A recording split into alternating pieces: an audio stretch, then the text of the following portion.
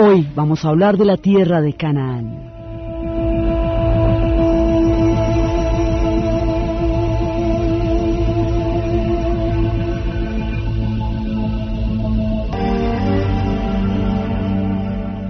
La tierra de Canaán es esa franja de la que habíamos hablado la vez pasada, que queda entre los dos grandes imperios, y los dos grandes imperios son la Mesopotamia, donde se están sucediendo unos a otros los imperios, que los asirios, que los acadios, que los caldeos, todo ese combo que va entrando uno tras de otro, y en el otro lado están los egipcios, que gracias al aislamiento tienen una continuidad histórica tremenda.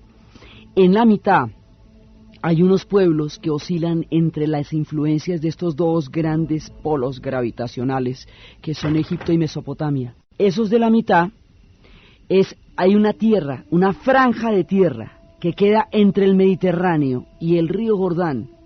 Esa tierra se llama la tierra de Canaán.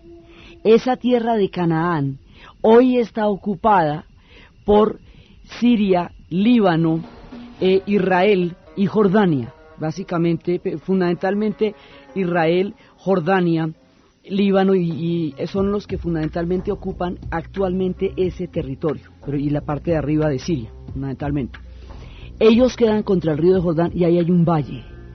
Ese valle es un valle fértil, es menos extenso, mucho menos extenso que el valle del Tigris y el Éufrates, y por supuesto mucho menos que el Nilo. Es un punto intermedio de fertilidad, y lo que queda alrededor de todo esto, es decir, fuera de los grandes nacimientos de ríos, pues son zonas muy desérticas. Entonces, esta parte de Canaán es un pueblo corredor entre los corredores de los dos imperios, y es el punto que liga el mundo del desierto con el mundo del Mediterráneo, y ahí hay unas cordilleras, unas colinas nevadas, que son las colinas que están en Líbano. Es digamos una situación geográfica privilegiada y maravillosa la que tienen ellos ahí. Entonces ahí va a ser la tierra de Canaán, y esa tierra va a estar directamente ligada en su historia a los dos combos, los de los mesopotámicos y los de los egipcios.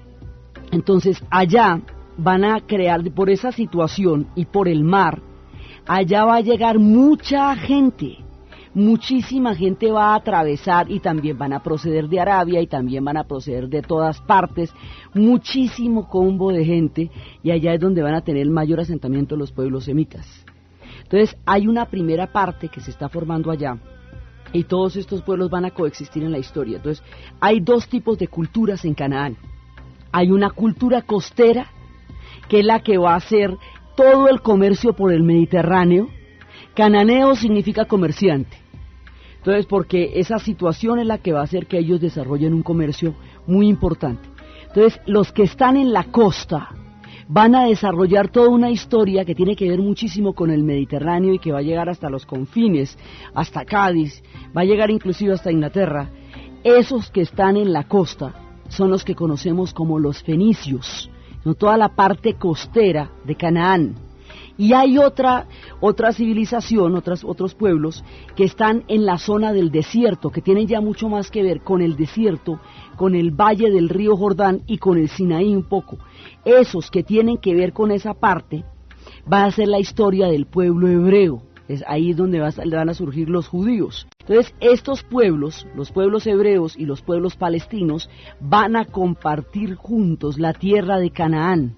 Unos desarrollan una cultura costera y otros desarrollan una cultura de desierto y de valle alrededor de la margen del río Jordán.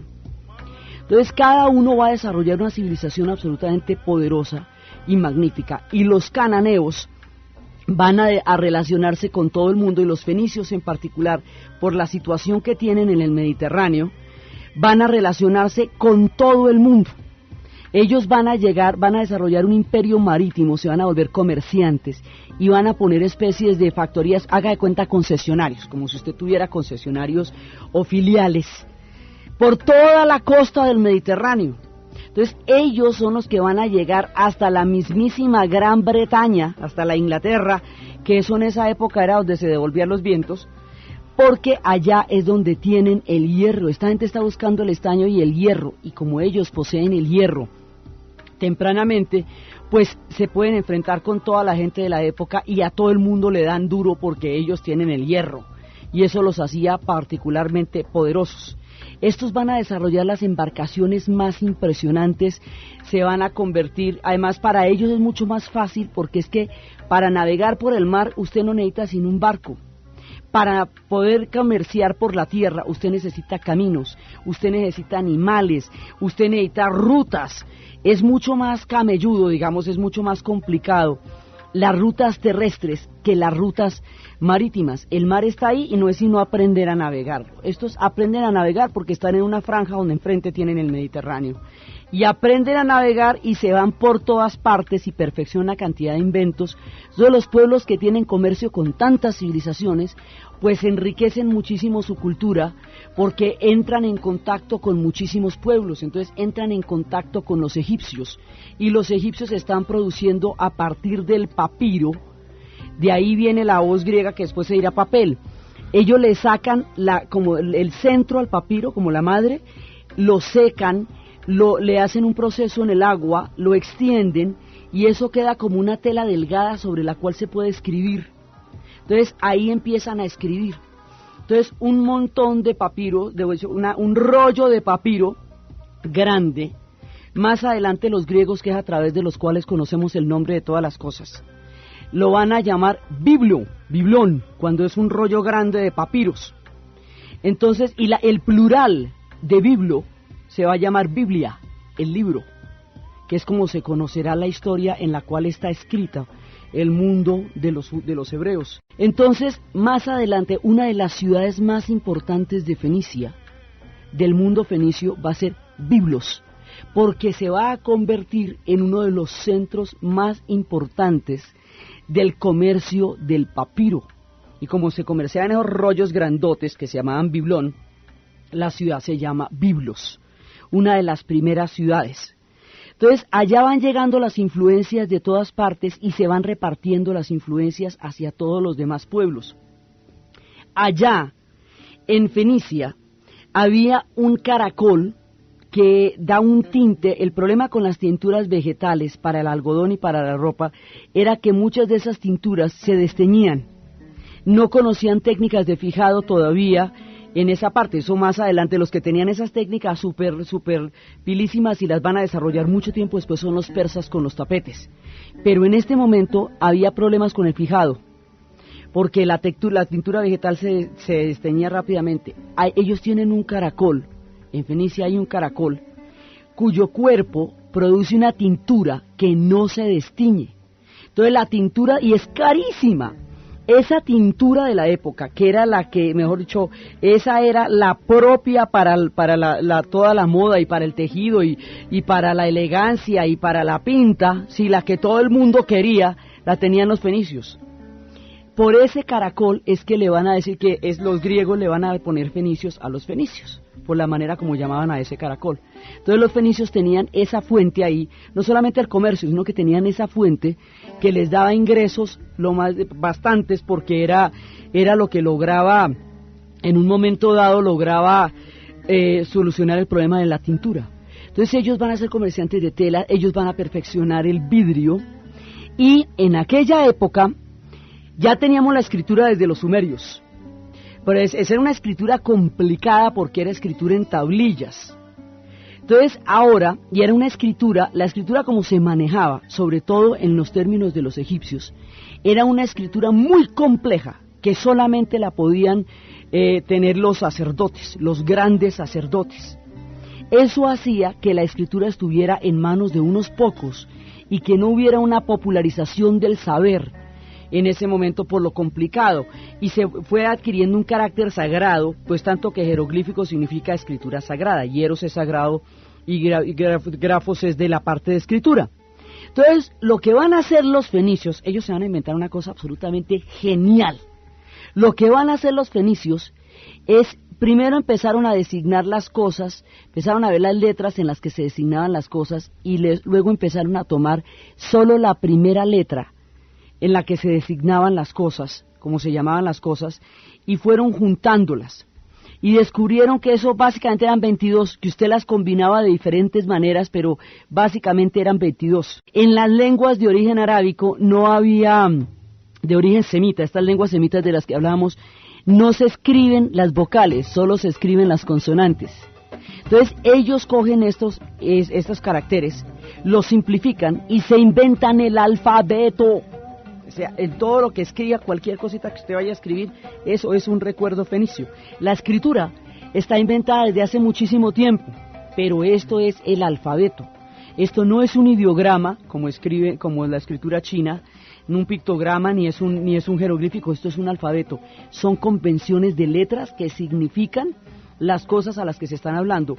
Cuando ese alfabeto lo cogen los griegos, le van a poner las vocales, que los griegos sí tienen y las lenguas semitas no, y ya lo completan, y es alfabeta, y como se llama, pues ya se va a llamar ya por las letras griegas, alfabeta, todo lo nuestro se llama por las letras griegas, todo lo que va a llegar a Occidente, pero el invento es fenicio, y al inventarse el alfabeto, ellos van a agilizar todo el comercio, y van a popularizar el conocimiento, porque ya no hay que ser sacerdote para poder escribir.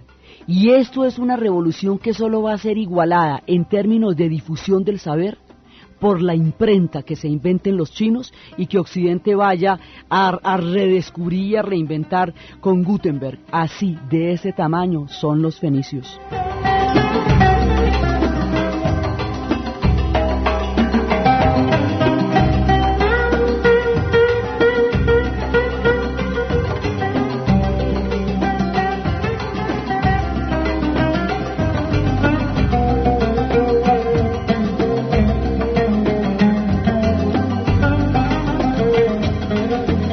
Los fenicios van a desarrollar una poderosísima civilización y van a ser conocidos en todas partes. Entonces ya con el alfabeto, el vidrio lo conocían rudimentariamente los egipcios, pero los fenicios lo perfeccionan.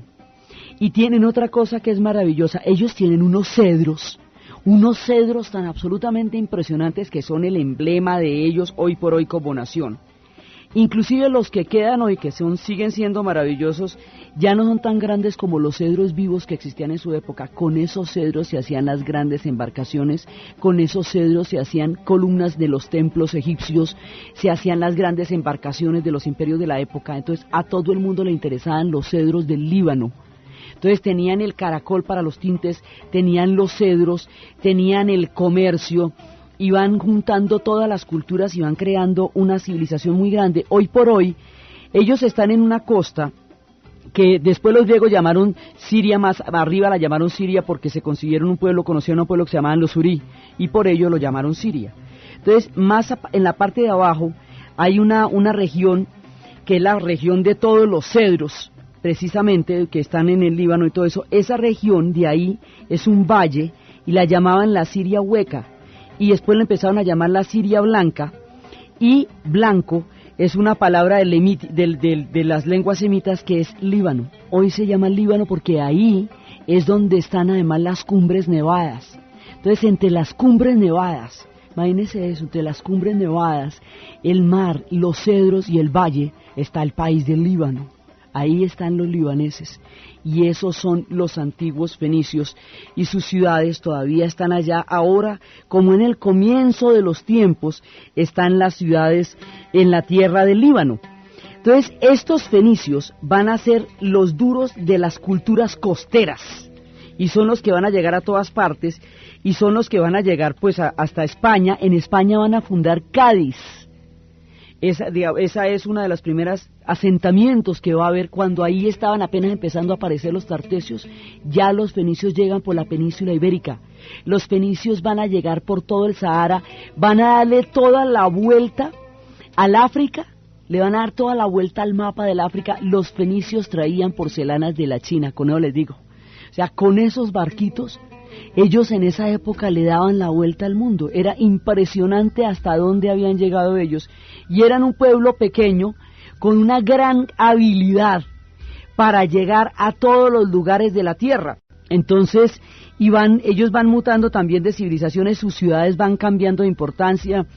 Después la que se vuelve más importante es Tiro, después viene otra época en donde la más importante es Sidón, y se van desarrollando cada una de las grandes ciudades de la tierra de Canaán, son ciudades autónomas. Entonces está Biblos, está Tiro y está Sidón, que son las ciudades que corresponden al Líbano. Y por las ciudades que corresponden a Siria hay una que es Damasco, que es muy antigua. Damasco significa brocábado. Esa es una de las ciudades más antiguas actualmente habitadas en toda la historia de la tierra, digamos, de las ciudades que estaban habitadas en el comienzo de los tiempos y que hoy siguen siendo habitadas. Esa es la capital de Siria, Damasco, y ahí sigue.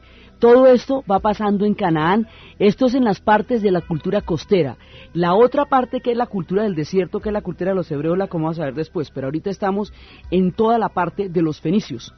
Entonces, estos fenicios que tienen sus dioses, que es la diosa Baal, y que también después se decía que los griegos hablaban de un pájaro que era el ave fénix, y lo referenciaban con ellos, que era el ave que era capaz de resurgir de las cenizas, y del rojo púrpura de los caracoles. De todo esto es que los griegos les van diciendo a ellos fenicios, porque la palabra fenicia significaba rojo púrpura, que era lo que salía de los caracoles. Entonces la voz griega, son voces griegas, de ahí es que llamamos fenicios.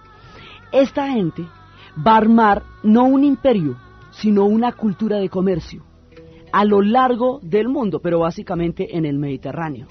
Entonces, mucho tiempo más adelante, ellos son grandes en esta época, y que estamos en el año más o menos 900 antes de Cristo. Ahí ya son muy grandes, ahí ya son súper importantes. Esta gente trae porcelanas, ya lleva los inciensos, los cedros, todo el mundo pasa por ahí. Esto es, digamos, donde está la esquina del comercio, y es donde están la gente, los arameos también, todos estos están en Canaán. Entonces después vienen las grandes oleadas, pues vendrán los persas, después vendrán los griegos. Con los griegos, cuando llegue la época de los griegos y cuando llegue la época de Alejandro, entonces Alejandría va a tener toda la importancia que en un momento tenía Fenicia, y ahí Fenicia va a decaer un poco, porque Alejandría se va a llevar todo el público y toda la cámara y todo el show, porque Alejandría llega a ser una ciudad espléndida. Cuando muere el mundo de Alejandro y muere el mundo helenístico y llega el Imperio Romano, estos fenicios, a punta en una de esas expulsiones, porque cada ratico se alborotaba la gente de la medialuna fértil, asirios o babilonios, y los echaba de ahí, porque pues están muy cerca de unos pueblos muy guerreros y muy poderosos. Entonces, cuando pasaba eso, los presionaban y ellos establecían asentamientos en la costa del Mediterráneo. Entonces, en una de esas, en los asentamientos de la costa del Mediterráneo, ellos van a fundar una ciudad que cuenta la leyenda que Dido, la mujer de la que se enamoró Eneas, cuando salió de la destrucción de Troya para ir a fundar Albalonga, él va a conocer a Dido, y Dido era una reina que en ese momento un rey, por burlarse de ella, le había dicho que le daba el tamaño de una ciudad que cupiera en un cuero de vaca. Ella, que era una mujer muy hábil, cogió el cuero de vaca y lo partió en tiritas chiquiticas, y las fue atando unas con otras, y al extenderlas pues le dio un territorio grandísimo. En ese territorio, que además así había burlado el chiste de mal gusto que le había hecho ese rey que le había prometido esa tierra, ese territorio se va a llamar Cartago, y allá es donde ella va a conocer a Eneas. Los fenicios van a continuar como cartagineses, y la cultura de Cartago, que es otra de las grandes culturas, es una prolongación de Fenicia. Y ellos van a ser los duros del Mediterráneo hasta cuando se enfrenten con los romanos, en las guerras contra Cartago, en las guerras que van a haber en Numancia, porque la península ibérica va a estar tomada por los fenicios en una época, y la disputa entre los cartagineses y los romanos es la que, al resolverse a favor de los romanos, le va a dar a los romanos la supremacía sobre el Mediterráneo. Pero mire qué tan noche, porque es que los romanos van bien adelante, eso ya es más o menos siglo IV antes de Cristo, cuando se está formando eso. Y en cambio los fenicios aquí están desde el año 1900 antes de Cristo. Entonces, ya mucho más adelante, cuando está terminando la antigüedad, es que los fenicios van a caer a manos de los romanos. Mientras tanto, es decir, en toda la época de nuestro relato, entre Canaán y Mesopotamia y Egipto, los fenicios son los duros del paseo en la cultura de las costas, porque ellos son, por su carácter comercial, los que van tejiendo como una especie de tapiz donde se mezclan las influencias de los productos, de las creencias, de los dioses, de los inciensos, de los tintes, de toda la magnificencia de las culturas de Oriente, las van atando los fenicios y le van contando a todo el mundo quiénes son a medida que atraviesen con sus grandes embarcaciones y con su impresionante habilidad el mundo conocido allende los mares, y que lleguen en África. Ellos van a tener todos los comercios, el comercio de esclavos, el comercio de los cedros, todo lo que en esa época se podía vender y comprar, ahí estaban los fenicios. Es la tradición de comerciantes y la tradición de viajeros. Son los pueblos más viajeros, y en todas partes del mundo se encuentran los fenicios hoy libaneses, que llevan todos a donde quiera que vayan, al confín de la tierra, un pedazo de los cedros del Líbano, porque son su estandarte en todas las partes y los polvos de los caminos, que recuerdan la grandeza del pueblo que le dio la navegación, el vidrio, el alfabeto, y toda la cantidad de sabidurías y de historias que se tejen alrededor de esta gran civilización costera que son los fenicios.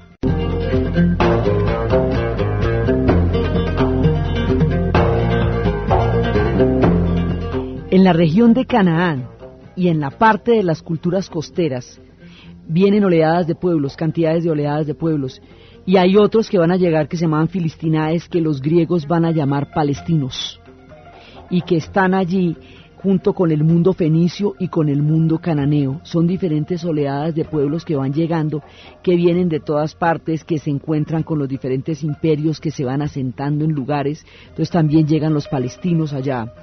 Y también en la parte de arriba están los pueblos de Aram, los arameos, en la parte de arriba de Canaán, y había los pueblos que se llamaban Suris, y que por los pueblos Suris, que era una pequeña región, los griegos van a llamar sirios a la tierra de los Suris, palestinos a los filistinaes, libaneses y fenicios.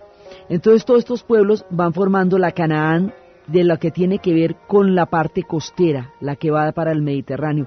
Esto va arrancando en lo que hoy es Siria, todo el Valle de Jordán, entre el Valle de Jordán y la parte del mar, y esto baja y termina en el Sinaí, y el Sinaí es el monte, y es la península que une esta parte de Canaán con la parte de Egipto, con la parte del Bajo Egipto. Entonces ahí hay como un triangulito que salen al Mar Rojo, y eso es una península, y también tiene un golfo, y también tiene un monte, todo eso que es el Sinaí, y esa es la región en donde estamos ahora. Ese es el enclave, la región que queda entre Mesopotamia y Egipto, queda todo este pedazo, Canaán, que termina en Sinaí y desembocan en el Mar Rojo, por abajo y por arriba en el Mediterráneo.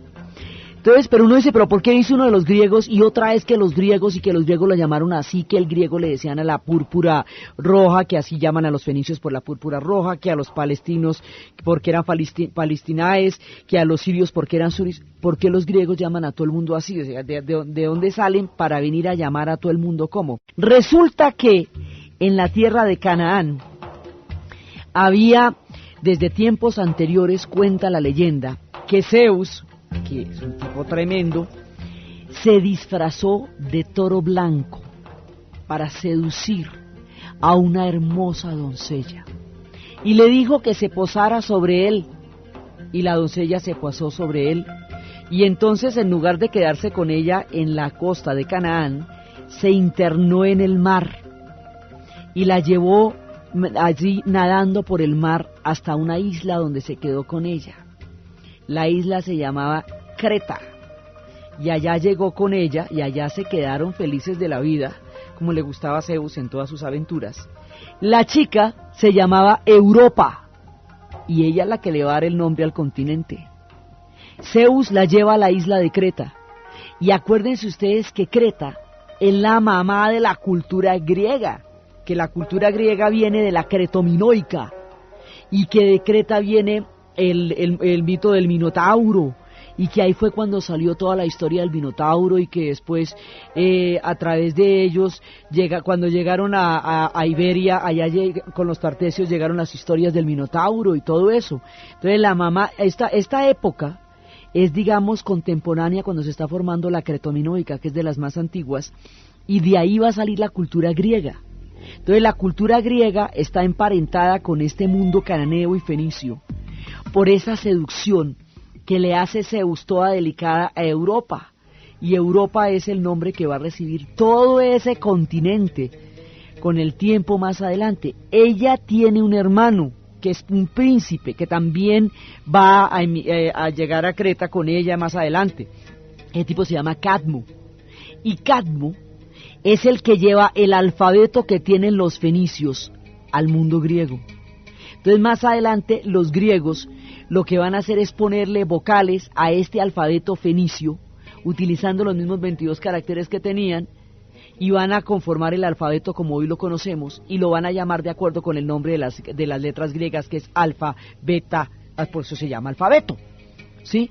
Pero todo esto es una fusión que viene desde las costas de Canaán, a través de la imagen seductora y poética de ese toro que va llevando en sus hombros a Europa sobre su lomo para cargarla y dejarla en la isla de Creta, donde va a tener con ella un profundo romance, y ese toro es Zeus. Acuérdese que Zeus se podía poner de cisne para seducir a Leda, se podía poner de lluvia dorada para entrar en lo alto de las torres, pues aquí se pone de toro para seducir a Europa.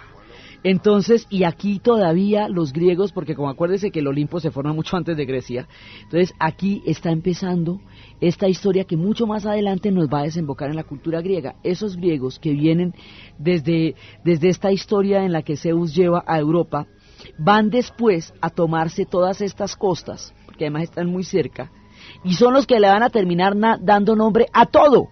Entonces los griegos van a nombrar a los fenicios, van a nombrar a los sirios, al pueblo sirio, van a nombrar a toda la gente que está aquí y van a completar el alfabeto, y así es que nos llega por esta vía toda esta proyección del mundo. Entonces esta es la cultura costera, que ahí están sirios, están arameos, están palestinos, están cananeos, pues toda esta gente es Canaán. Y están fenicios. Entonces estos pueblos se mezclan unos con otros. Los fenicios después se van a mezclar con muchos otros pueblos de una manera como la de los sumerios, y después van a tener muchos imperios encima. Siempre seguirán existiendo, y hoy existen. Los libaneses vienen de allá, pero muchos imperios pasaron por encima, y entonces utilizaron sus destrezas de navegantes para el servicio de esos imperios. Dejaron de ser autónomos en la época en que, siendo cartagineses, perdieron la batalla contra los romanos. Ahí dejaron de ser autónomos.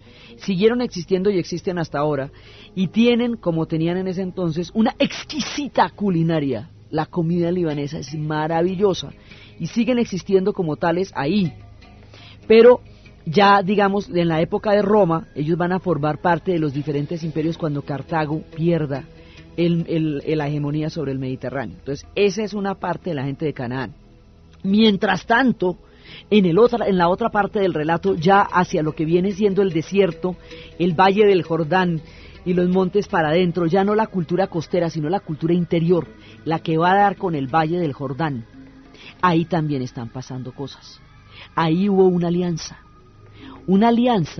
con un hombre al que le dijeron que él iba a abandonar la tierra de sus padres y que iba a ir hacia el desierto, que iba a tener una descendencia tan numerosa como las arenas del desierto.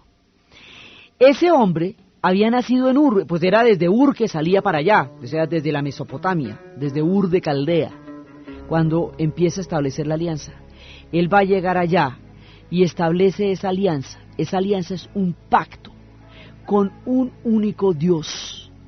Y ese pacto con ese único Dios es una cosa absolutamente novedosa, porque este era un mundo totalmente politeísta. Todos tenían cualquier cantidad de dioses, y una manera de relacionarse entre sí los pueblos, las culturas y los imperios y las ciudades-estados que estaban regadas por toda esta región era intercambiando dioses, reconociendo dioses. Yo reconozco los suyos, usted reconoce uno de los míos, y ahí había, digamos, como un intercambio, un sincretismo, una manera en que los dioses se hacían compatibles unos con otros. Pero este pacto es muy distinto a cualquier otro pacto. Dicen que ellos venían, ese pacto solamente tenía tiene más adelante otra versión en Egipto, pero esa versión en Egipto va a ser polémica y caótica y no va a durar.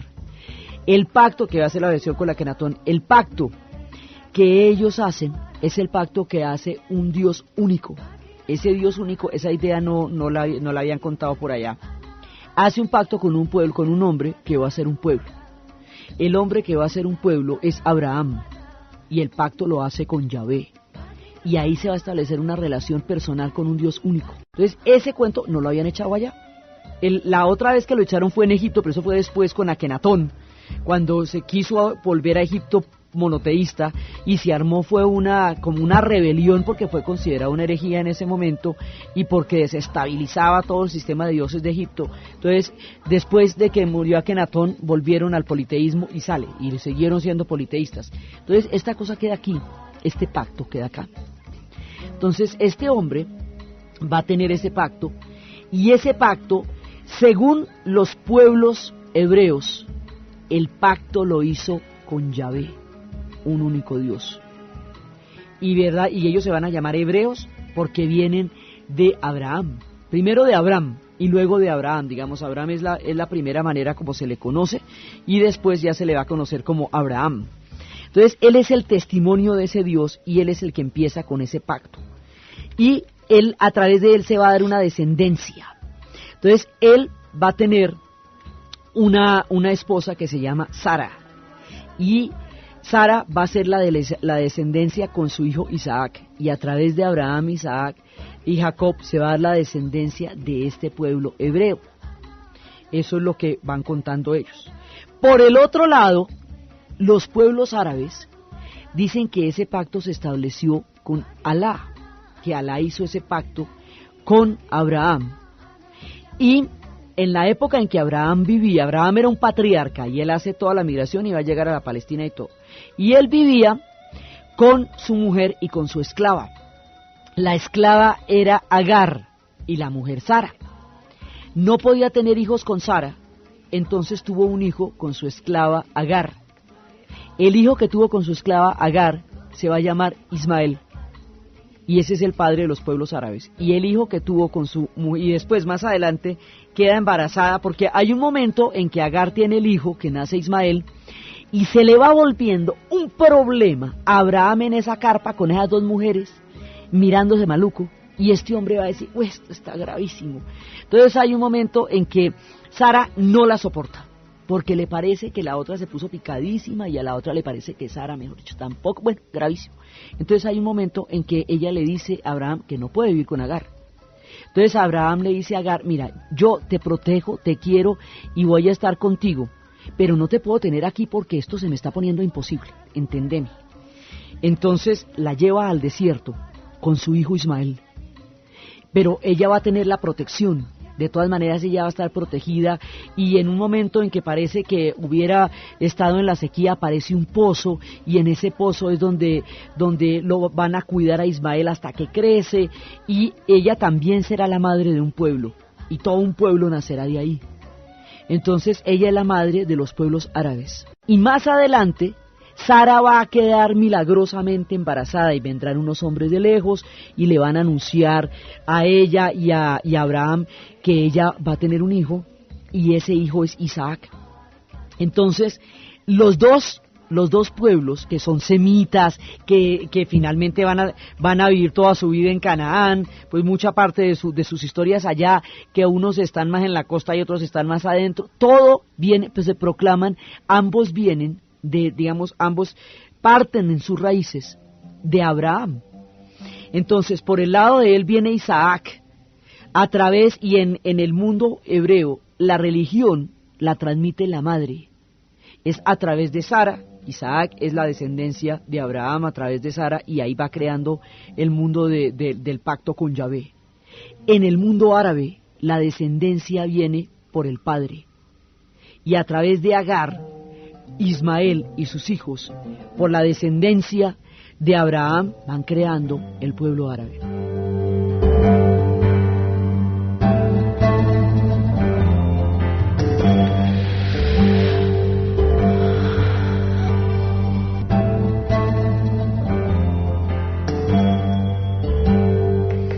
Este pacto que se va a establecer con Abraham son los pactos de legitimidad que los pueblos tienen a lo largo de su historia. Es el pacto donde él les prometió una tierra, que es esa tierra de Canaán. Es una legitimidad como la que los dorios harían diciendo que eran los retornos de las Heracles, como las que el rey Felipe haría diciendo que era en su nombre que llegaban a los territorios de América. Son los pactos de legitimidad y de tierras prometidas a través de los cuales se va a desarrollar el espectro de lo sagrado. Merced Eliade hablaba de lo sagrado y lo profano, dos dimensiones del mundo. Esa es una dimensión de lo sagrado. Entonces, se va dando toda esta dimensión de ese pacto se ratifica a través de la circuncisión. Es la manera, es una forma en la que con sangre se ratifica ese pacto que se ha hecho con ese pueblo, y empieza la historia de un pueblo muy particular que va a ser un pueblo monoteísta.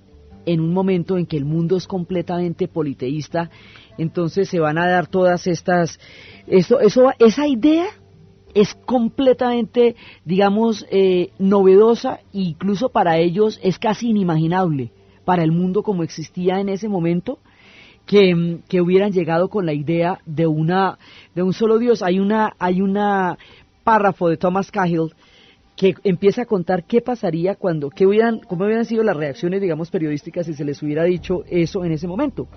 Entonces, si hubiéramos vivido en el segundo milenio antes de Cristo, y hubiéramos podido sondear como las reacciones de las naciones, ¿qué nos habrán dicho del viaje de Abraham cuando llegó allá? Entonces, la mayor parte de Europa y África, donde la norma era el animismo prehistórico y donde todo el mundo estaba pintando y labrando la piedra y la simbología de la vida y de la muerte, le habrían dicho y habrían señalado al cielo y habrían planeado toda la eternidad y le habrían dicho que entonces de dónde venían todas esas historias. Decían, no hay hombre que pueda escapar a su destino. Los egipcios habrían meneado la cabeza con incredulidad y le dirían, nadie nace tan sabio.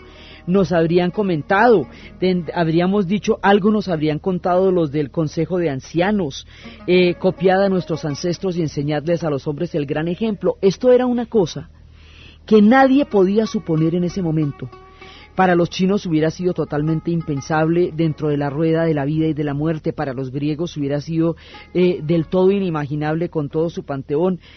La reacción hubiera sido totalmente distinta porque es una idea que nadie había desarrollado en ese momento en esa región. Ellos llegan con ese pacto. Y ese pacto pues es el origen de dos pueblos también, porque los pueblos árabes se remiten a ese pacto desde Alá, para encontrar sus comienzos en los tiempos de la historia. Entonces, por el lado de los hebreos, va a estar Isaac. Isaac va a tener a Jacob, y Jacob es el que se va a casar con Raquel, que primero le muestran otra mujer, lo engañan y lo casan con otra mujer que es Lía, y entonces que a los 7 años se casa con Raquel, y con Raquel es que va a tener a su hijo favorito, que es José. Y José, como José es el favorito, los otros son hijos de Lía y de otras esposas que tuvo Jacob. Jacob le quita la primogenitura a Esaú, ese es el cuento de las lentejas. Y después, él va a tener muchos hijos, de muchas esposas que también se van a convertir en tribus cada una, porque son los nacimientos de los diferentes pueblos. Entonces, pero el que le gustaba era José, porque ese era el hijo de Raquel, la propia, la linda, la que a él le gustaba.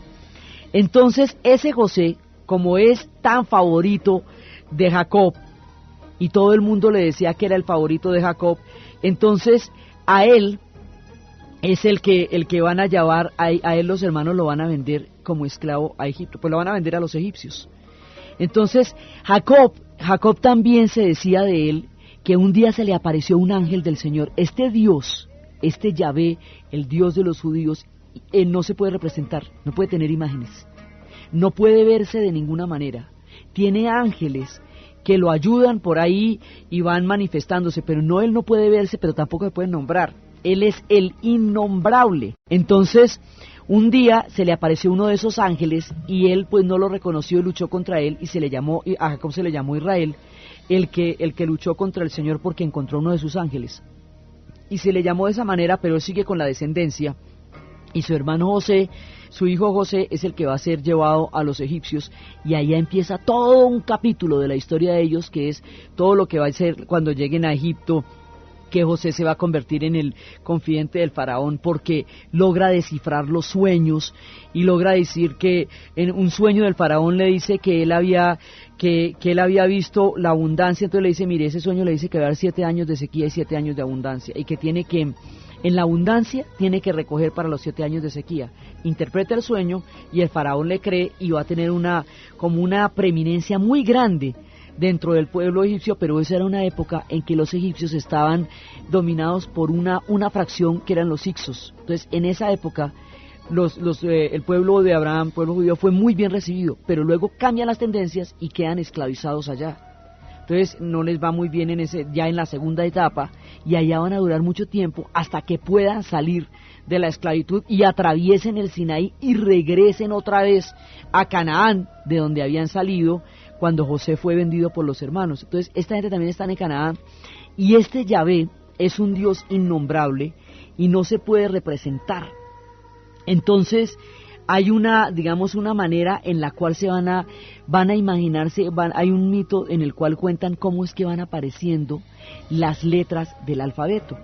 Entonces, hay que tener en cuenta que el alfabeto de los hebreos tiene 22 consonantes y 10 vocales, y se escribe de derecha a izquierda.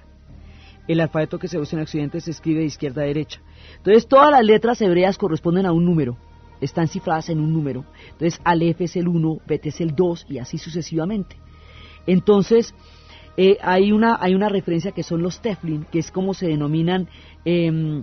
denominan los judíos religiosos a las filactelias, a los caracteres, que son cajitas de cuero, una de las cuales se lleva en la frente y la otra en el brazo, y ambas están en tiras de pergaminos enrollados. Entonces están escritas las oraciones, todas estas oraciones, porque el pacto se va ratificando a través de las oraciones, y en esas oraciones se proclama que dice Shema, que Dios es uno.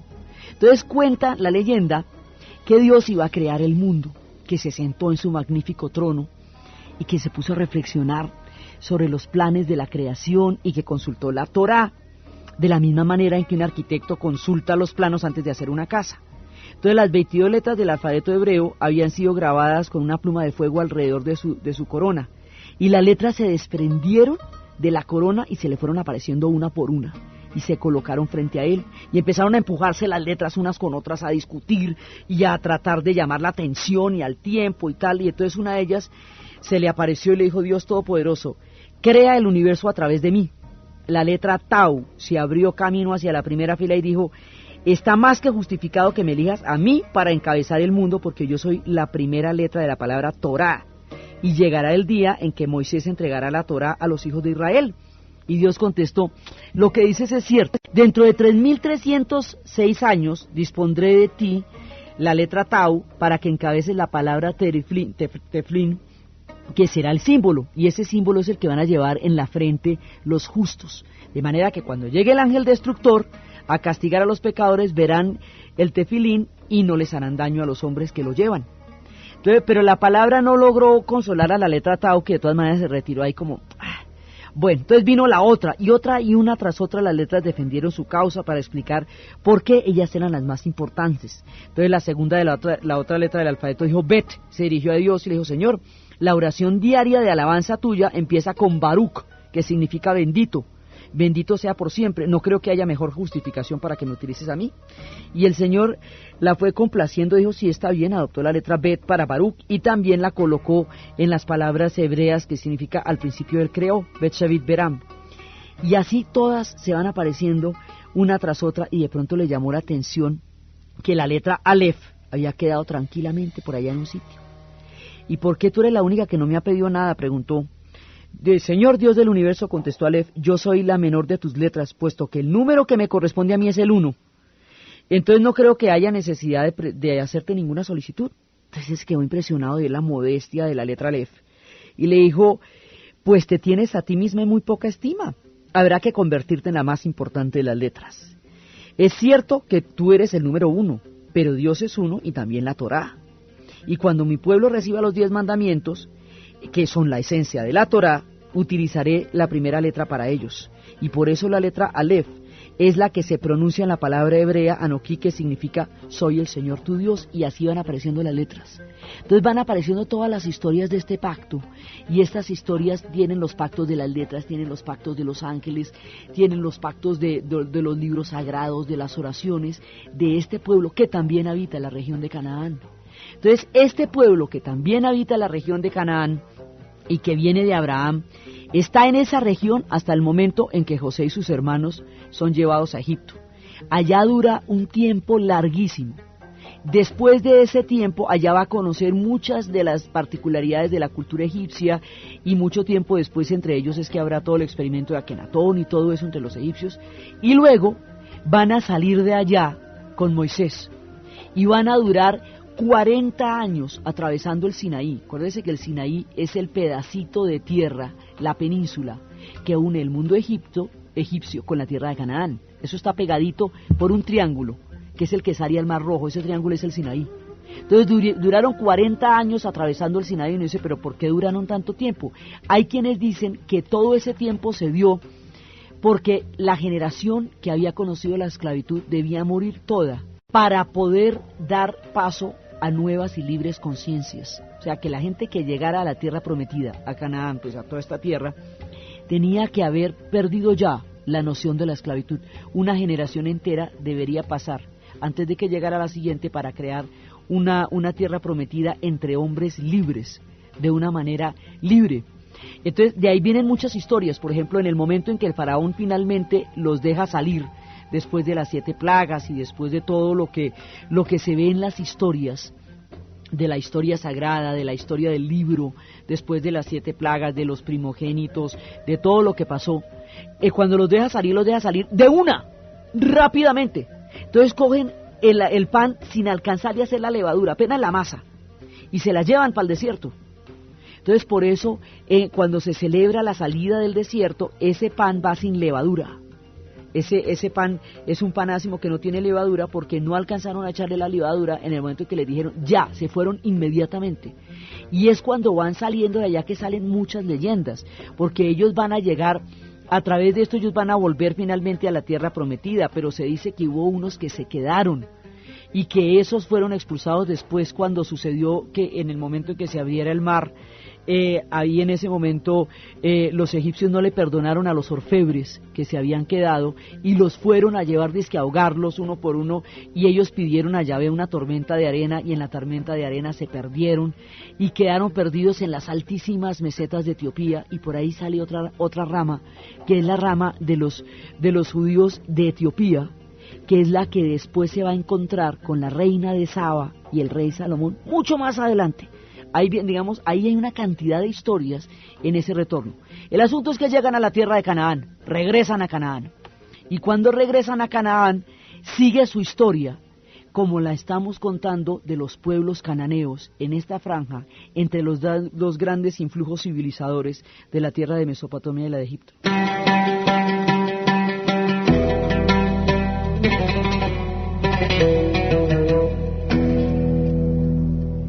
Convertido ya en una confederación de 12 tribus y después de una larguísima travesía, regresará con Moisés, y después de ratificar la alianza y de todo, y en el momento en que ya Moisés no puede ver la entrada, regresarán, el pueblo hebreo va a regresar a Canaán. Y en Canaán van a vivir las etapas de los jueces, que es cuando Sansón y Dalila y los filisteos, y allá encontrarán sus grandes reyes. Allá es donde van a tener a Saúl, a David, a Salomón, al templo, todas estas historias, y así sus historias siguen existiendo en Canaán, y así ellos van transcurriendo y apareciendo en la escena histórica del mundo del Medio Oriente que estamos describiendo. Allí en Canaán, en la tierra que gravita entre los dos grandes centros de Mesopotamia y Egipto, va apareciendo el pueblo del pacto y va quedando allá, desarrollando sus historias con sus reyes y sus templos, en el gran mosaico del mundo del Medio Oriente, que es lo que vamos a seguir viendo en el siguiente programa. Entonces, desde los espacios de Canaán, desde las culturas costeras de los fenicios, desde las culturas interiores del desierto y el valle del Jordán, desde los pactos que hizo Yahvé con su pueblo, desde la escritura y el alfabeto en que los egipcios dieron a conocer al mundo sus propias ideas y las ideas de todos los que pasaron por ellos, desde las púrpuras rojas, desde los cedros del Líbano, desde los magníficos barcos, desde los toros de Zeus, desde la Torá y las letras atravesándose y apareciéndose y pidiendo para sí la importancia ante los ojos de Yahvé. En la narración, Diana Uribe, en la asistencia técnica, César Moreno, y para ustedes, feliz domingo.